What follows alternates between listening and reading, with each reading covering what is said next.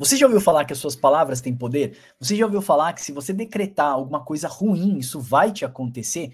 Então é disso que nós queremos falar hoje, confissão positiva. Será mesmo que se eu levantar um dia triste, chateado e decretar que eu estou extremamente angustiado, que a minha alma está angustiada, ou que meu dia está muito péssimo, será que eu vou ter um dia péssimo porque eu decretei isso? Então a gente quer entender se à luz das escrituras nós temos fundamentos bíblicos para isso, e eu quero fazer isso tudo com o meu parceiro Wilber, então fica por aí, que nós queremos te dar um e-book incrível e no final desse estudo eu tenho certeza que você vai sair daqui edificado. Deus abençoe vocês e bora lá para esse estudo.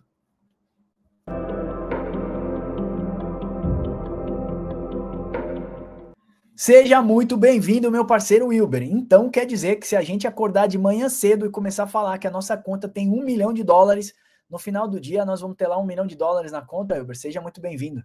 Quem é, no jeito que está a situação econômica do país, eu posso decretar mais imposto e aí com certeza vou ser ouvido.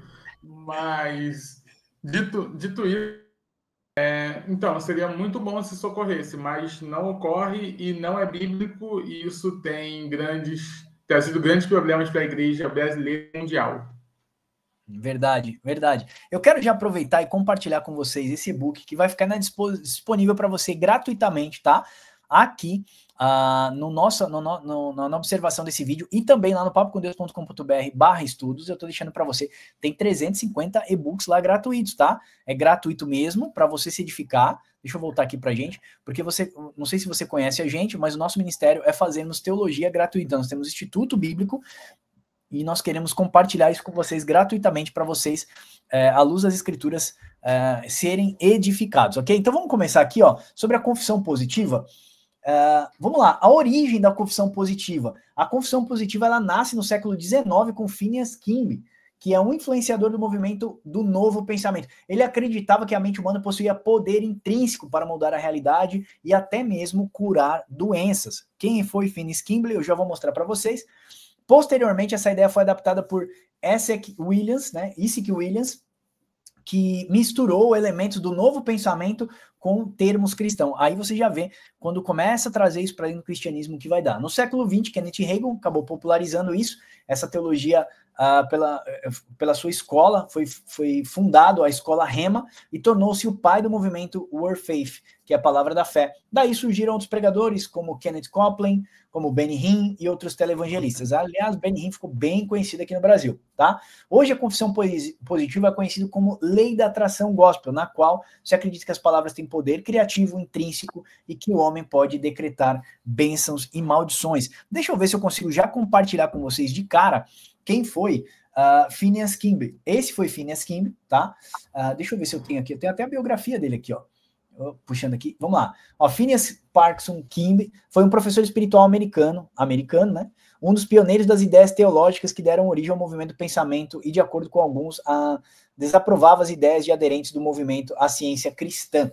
Depois, quem foi popularizando isso para o meio cristão foi Isaac William Cannon, que ele foi um pastor norte-americano da Igreja Batista Nova Aliança.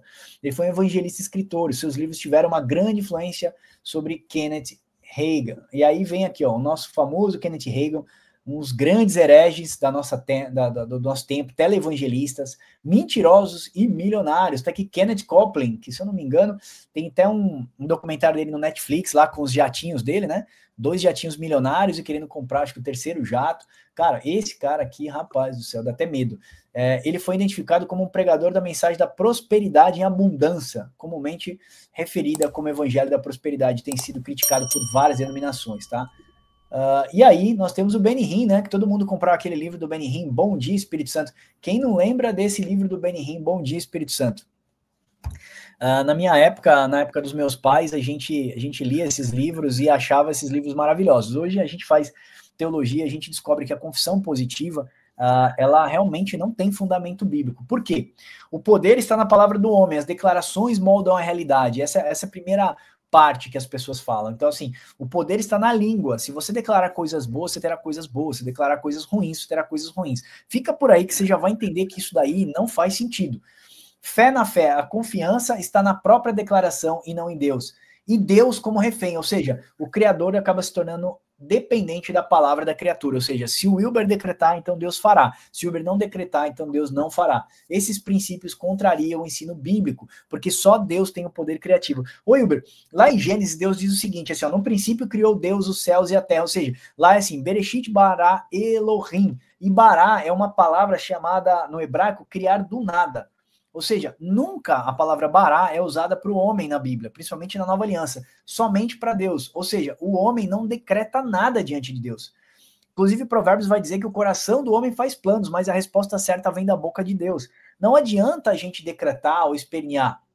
Muitas pessoas também pegam Provérbios 19, 21 para dizer o seguinte, ó, muitos propósitos há no coração do homem, mas o desígnio do Senhor permanecerá. Ou seja, eles começam a usar alguns versos bíblicos para dizer assim, ó, a morte e a vida, está em Provérbios 18, a morte e a vida estão no poder da língua. Ou seja, se você decretar coisas boas, vão acontecer, mas se você decretar coisas ruins, também vão acontecer. E esquece que a estrutura de Provérbios, quando diz que a morte, o poder da morte e da vida estão na língua, ele está dizendo ali de mentiras, fofocas, ofensas. Sempre que a Bíblia fala para a gente tomar cuidado, ele está falando que a gente pode atingir um outro irmão que tem o mesmo coração piedoso, que quer chegar no mesmo céu que a gente, que aspira, né, e se inspira na mesma fé que nós, como se nós quiséssemos chegar no céu sozinhos, sem os nossos irmãos. Então ele fala assim, olha, a morte e a vida estão no poder da língua. Ou seja, as palavras têm consequência. Vocês podem destruir alguém, destruir a imagem de alguém, a popularidade de uma pessoa, né? E aí você pode levar essa pessoa a abandonar a sua fé. Ou seja, os maiores homicidas são aquelas pessoas, os grandes líderes, que não pensam que a sua palavra tem o poder de destruir uma vida. Ou seja, nós precisamos edificar pessoas para levar homens de volta a Deus. Você concorda com isso, Wilber? Sim, exatamente. E o que acontece aí, todos esses textos, principalmente de Provérbios, são textos que defendem uma normativa ética, não uma normativa metafísica. Então, os textos de Provérbios não estão preocupados com você criar algo metafísico ou você criar algo transcendente, ou seja, algo que vem do campo espiritual e se materializa no campo material. O que os textos de Provérbios ele indica é sempre princípios éticos, ou seja, segue essa norma ética, porque dentro dessa norma ética você não vai ter consequências punitivas dentro da lei. Então, por exemplo, se você caluniar alguém, você acaba com a reputação. Aquela pessoa pode sofrer um tipo de assassinato, pode sofrer um tipo de agressão por conta dessa sua calúnia. Ou seja, você está gerando morte a essa pessoa, não uma maldição espiritual. Um exemplo disso, a gente viu o caso que ocorreu ali na morte do Kirk, né? E por que ocorreu aquela morte? Porque várias pessoas o chamavam de neonazista, então desumanizava ele, ou seja, um falso discurso, você está jogando essas palavras de maldição e ele acabou sendo morto por essa consequência de ser titulado, de ser taxado como neonazista, sendo que ele não era. Verdade, verdade. Olha só, até mesmo Jesus orou ao Pai, Pai, se possível, passa de mim esse cálice. Jesus não decretou ali que ele gostaria que o cálice fosse passado, ele se submete à vontade de Deus. Então, submeter-se à vontade de Deus é a oração, é o desígnio correto que as Escrituras ensinam. Jesus diz o seguinte também, ó, lá em Mateus 5, lá no Sermão do Monte, Jesus fala assim, ó, ouviste o que foi dito aos antigos, não matarás. Eu, porém, vos digo que todo aquele que se irar contra o seu irmão será sujeito de julgamento, e quem disser ao seu irmão racá, que significa um insulto, né, estará sujeito ao sinédrio, e quem lhe disser louco, estará sujeito ao inferno. Ou seja, Jesus está mostrando que o poder da palavra de destruir o seu irmão, tá? De arruinar a vida de uma pessoa que está buscando a mesma fé que você, ela é uma fé homicida. Por isso que os principais homicidas são aqueles que assassinam pela palavra, né? Pelo uso da boca. Então aqui Jesus está mostrando que as palavras ofensivas de desprezo ou ira são formas de assassinato moral e espiritual. João também reforça essa ideia na sua carta. Todo aquele que odeia o seu irmão é um homicida. 1 João 3,15. Ou seja, diante de Deus, palavras destrutivas podem ter peso semelhante a um ato homicida, que revela o coração que mata pelo ódio. O verdadeiro contentamento não depende de decretos humanos, mas da vontade de Deus. Olha só Filipenses 4,12. Sei estar abatido, também sei em ter abundância em todas as maneiras, em todas essas outras coisas, eu sou mais que vencedor. O que Paulo quer dizer é o seguinte, eu tenho pouco agora, mas já tive muito. Em todas as coisas sou mais que vencedor. Paulo disse assim, eu decreto, eu tomo posse pela fé, eu ligo na terra para ser ligado no céu. E aí eu quero entrar com você exatamente nessa seara. Hilber, aquela passagem, o que vocês ligarem na terra será ligado no céu. Jesus está fazendo uma analogia a homens que estão se conectando novamente a Deus. Ou seja, homens que se arrependem dos seus pecados pela força do Espírito Santo, pelo poder da palavra de Deus, pelo evangelho sendo anunciado, sendo proclamado, revelado aos homens ali. Então eles são conectados de volta a Deus, ou seja, aquilo que vocês ligarem na terra, todos os homens que vocês conectarem na terra, será conectado no céu. Todos aqueles que vocês batizarem, todos aqueles que vocês discipularem, todos aqueles que se arrependerem dos seus maus caminhos, através do poder do evangelho e do convencimento do Espírito Santo será ligado ao céu. As pessoas pegam esse verso, nós já fizemos esse estudo aqui, né? A exegese do verso está no capítulo, a exegese do capítulo está no livro, a exegese do livro está no Novo Testamento e o exegese do Novo Testamento está no Antigo Testamento. Ou seja, para interpretar um verso isolado, a gente precisa entender o capítulo, entender o contexto ao qual Jesus está falando. E ali ele está conectando homens de volta a Deus, está falando da anunciação do evangelho, não é isso, Hilber? Exato. E aí, como você falou, a gente conecta o texto, o verso com o seu capítulo, com o seu livro, com o que veio antes dele, no caso, com o Antigo Testamento, e depois a gente olha e ver como as cartas, como os autores da igreja primitiva interpretaram esse verso à luz de todo esse entendimento.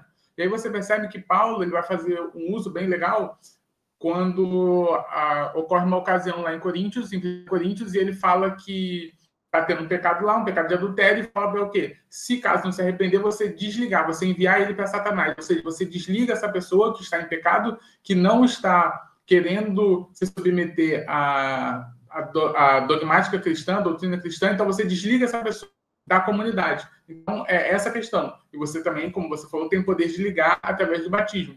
Então, você desliga e liga da comunidade cristã, dependendo do que aquela pessoa está fazendo. No caso de Coríntios, era uma consequência de adultério. Então, Paulo falou que se ele não se arrepender, você lança para Satanás, você desliga ele da comunidade cristã. Você quer ver como nossas palavras não têm poder de criar coisas novas, ou seja, criar coisas do nada? Jó mesmo disse assim, o Jó disse, Senhor, o Senhor deu, o Senhor tomou, bendito seja o nome do Senhor. Jó ali não entra numa disputa com Deus, não entra num ato, como é que eu posso dizer? Num ato decretivo, tá? de decretar alguma coisa. Paulo também, ele ora 3 vezes pelo espinho na carne, mas ele recebe a palavra de Deus que a minha graça te basta. Ou seja, Paulo podia decretar quanto ele quisesse sobre a cura dele, mas Deus não tinha decretado. Ou seja, somente Deus pode decretar a mudança. Por isso que a gente sempre ora assim, Pai, se sair uma palavra do teu trono em meu favor, não há nada que possa interromper a tua bênção sobre a minha vida. Então, essa seria a oração correta. Jesus também no Getsemane também chega a dizer a mesma coisa, Senhor, seja feita a sua vontade. João Calvino, nas suas Institutas, ele chega a dizer que a oração é a expressão de nossa dependência e não do nosso poder, ou seja, dependemos de Deus para mover o seu braço e não do nosso poder, ou seja, senão Deus acaba se tornando um garçom, né?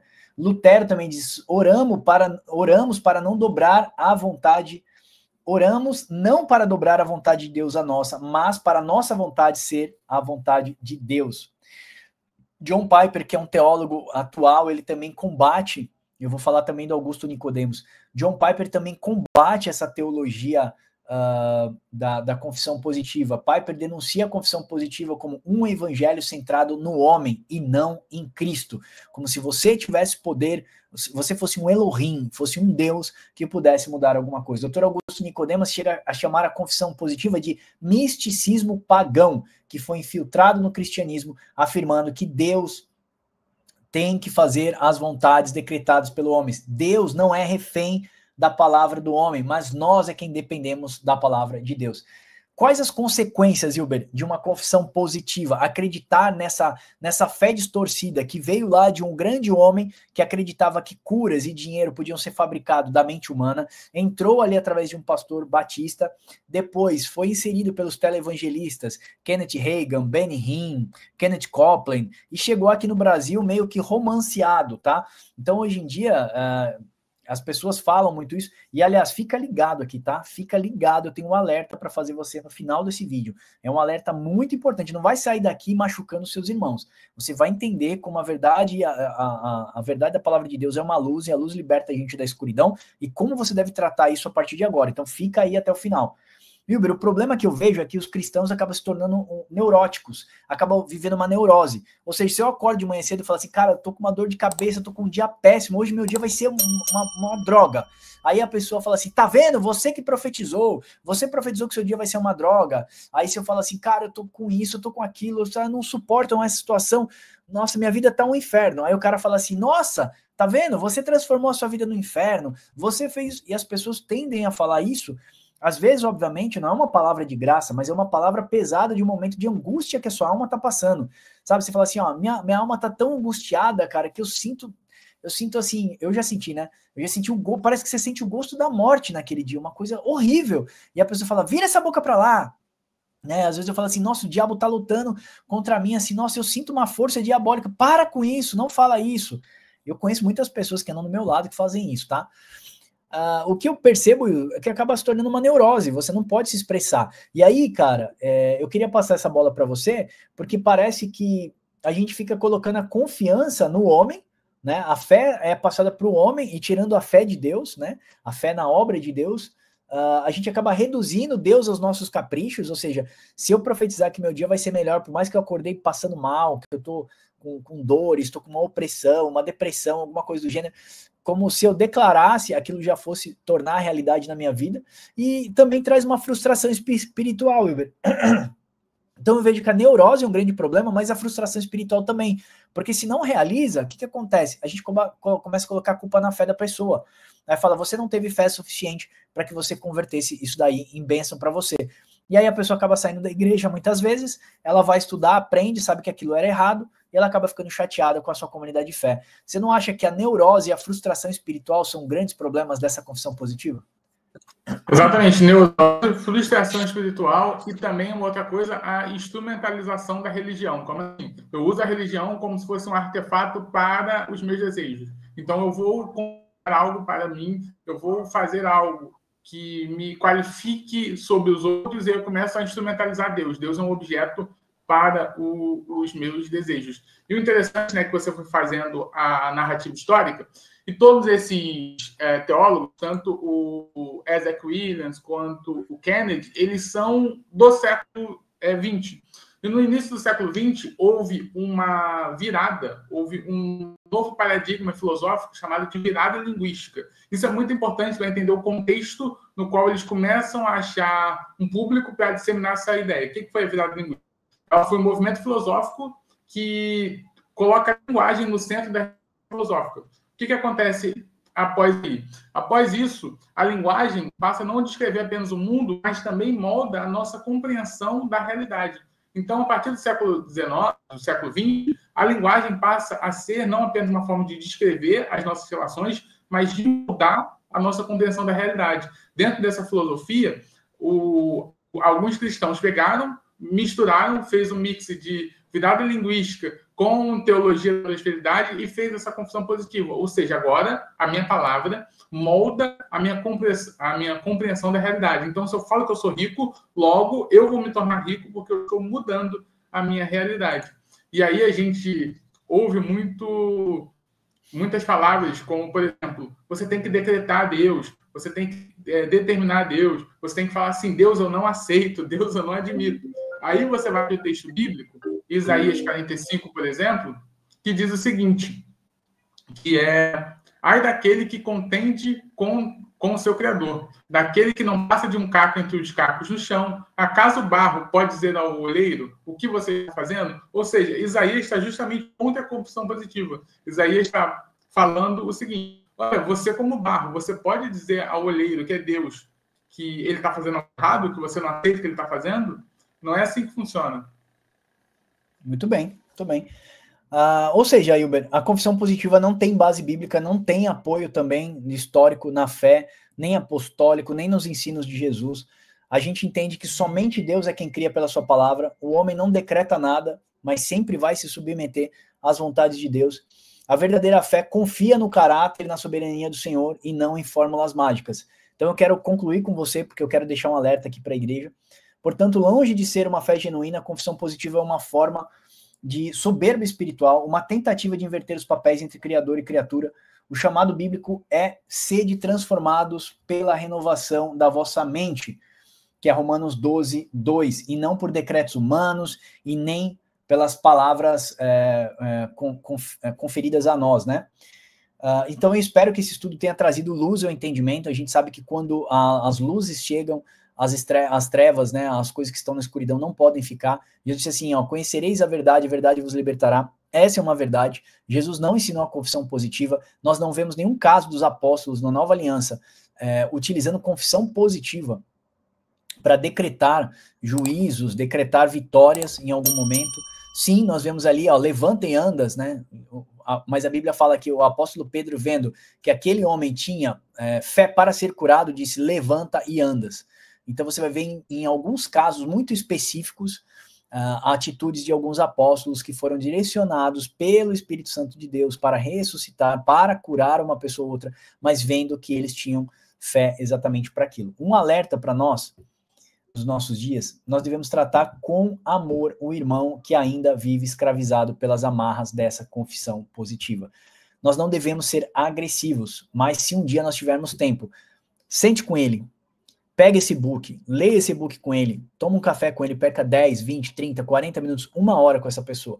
Mostre a verdadeira realidade das escrituras. Somente Deus é quem tem o poder de criar. Nós temos o poder de pedir, interceder ao Pai, e nem sempre Deus fará os caprichos da nossa vontade. Confissão positiva, longe de ser uma verdade bíblica, muitas vezes ela acaba se tornando uma neurose, um misticismo religioso, e nós acabamos desviando o foco central, que é na soberania e na vontade de Deus. Amém? Eu queria compartilhar com vocês aqui o nosso Instituto Bíblico Discipular, que é cursos gratuitos. ibdteologia.com.br, você tem um instituto bíblico com certificado gratuito. Olha aqui, ó, quantos cursos. Curso para casais, eclesiologia, defesa da fé, que é apologética, os milagres de Jesus, profetas e profecias. Irmãos, muita coisa legal. Interpretação bíblica, inclusive, tá? São mais de 350 vídeos. Cada um desse aqui é um curso para você fazer. Tem as imersões que nós temos aqui da Reforma Protestante, o Éden Restaurado. Também tem os nossos trabalhos aqui, que nós fazemos de missões. Você pode acessar também 350 e-books gratuitos dentro da nossa plataforma ou direto por esse site aqui, ó, papocomdeus.com.br barra estudos. E você vai ter acesso a mais de 350 e-books que eu e o Wilber já escrevemos. Meus irmãos, se vocês gostarem de algum material nosso, vocês podem comprar as nossas revistas de estudo bíblico, tá? Do Papo com Deus, que é papocomdeus.com.br/revistas ou papocomdeus.com.br/livros. E assim você acaba financiando os nossos projetos, tá vendo? Eu fiz o portal da transparência aqui do Papo com Deus.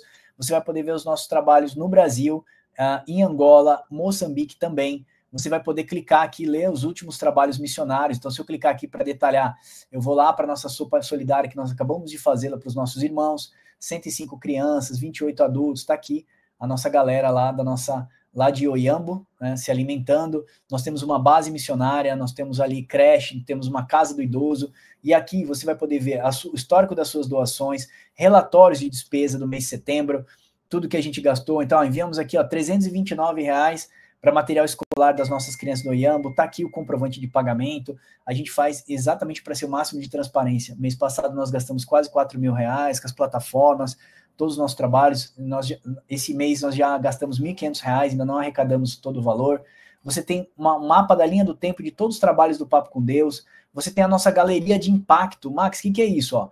Com o dinheiro de vocês, nós conseguimos aqui dar aula para 15 mil alunos gratuitos, cavar 2 poços de água lá no Oyambo, criar uma comunidade agrícola, mais de 1 milhão de downloads dos nossos e-books, 3 igrejas plantadas. Vem aí a 4ª igreja, tá? Deixa eu até puxar aqui para vocês.